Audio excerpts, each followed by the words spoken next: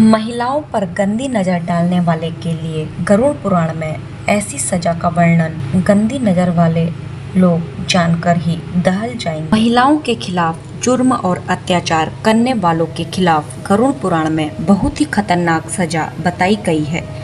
जो पुरुष महिलाओं के खिलाफ यौन शोषण करते हैं या फिर उन्हें बुरी नज़र से देखते हैं, उनके बुरे कर्मों के लिए उन्हें नरक में जाने के बाद तमाम तरह की यातनाएं दी जाती हैं।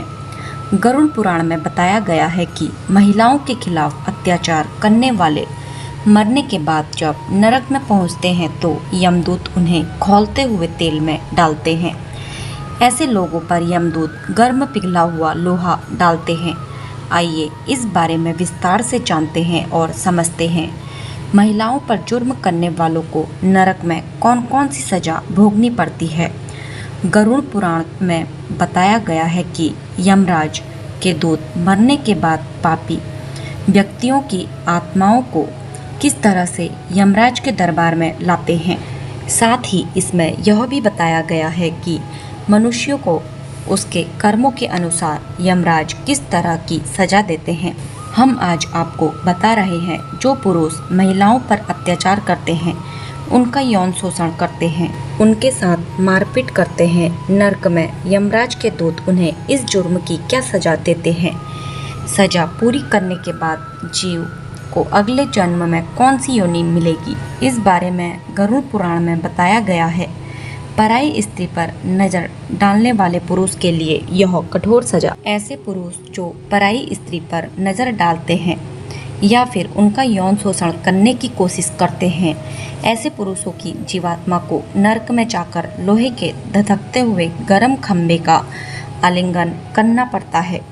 तब वह जीवात्मा उस क्षण को कोसती है जब उसने वह घिनौना पाप किया था। इस सजा से जीवात्मा का पूरा शरीर जल जाता है और अगले जन्म में इन्हें लकड़बग्घा या फिर शाही की योनि में जन्म लेना पड़ता है। कुंवारी अथवा अल्पायु कन्या से संबंध बनाने वाले पुरुषों के लिए सजा। जो चरित्रहीन पुरुष कुंवारी अथवा अल्पायु कन्या से संबंध बनाने का अपवित्र काम करते हैं, उन्हें अगले जन्म में अजगर की योनि मिलती है। नरक में जाने पर यमदूत इन्हें यमराज के सामने पेश करते हैं। फिर यमराज ऐसे पापियों को कठोर से कठोर सजा सुनाते हैं। गरुड़ पुराण में बताया गया है कि नरक में पहुंचने के बाद यमदूत ऐसी जीवात्माओं को खौलते हुए तेल में डालकर तलते हैं और शारीरिक यातनाएं देते हैं। कन्या भ्रूण हत्या करने वालों के लिए यह सजा। गरुड़ पुराण में उन पापियों की सजा भी मुकर्रर की गई है कि महिलाओं का गर्भ निराधारण करवा के कन्याओं को गर्भ में मार डालने का पाप करते हैं। ऐसे लोग भ्रूण हत्या के दोषी माने जाते हैं।